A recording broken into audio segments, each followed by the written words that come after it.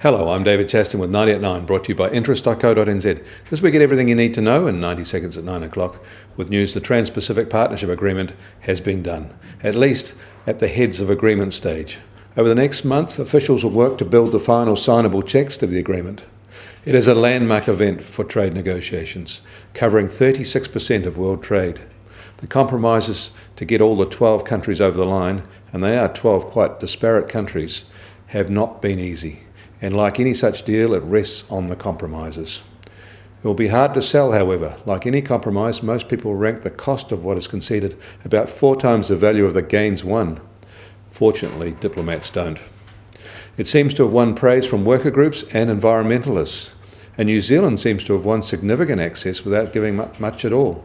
It retains all its Farm Act benefits, it avoids challenges to its tobacco laws, and it gets wide-ranging access for most exports. More limited for dairy, however. We need to change very little of our tariff and quota systems. The Americans have given up a lot on drugs and the Japanese a lot on cars.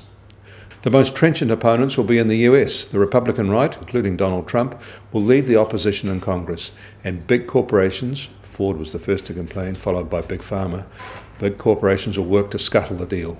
Similar opposing voices will be raised in other countries, no doubt including New Zealand.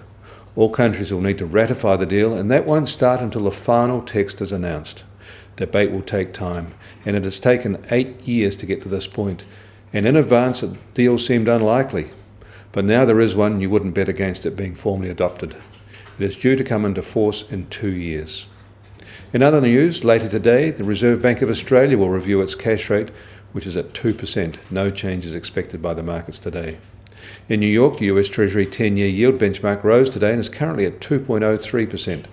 The US benchmark oil price continues to inch up, now just over $46 a barrel. Brent crude is just on $49 a barrel.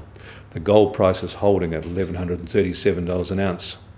New Zealand dollars gained overnight. The TPPA will be one reason, and the expectations of another strong dairy auction tomorrow will be another. It is currently at 64.9 US cents, at 91.7 Aussie cents and 58 Euro cents. The TWI is at 69.7. I'm David Chaston. That is 90 at 9, brought to you by interest.co.nz.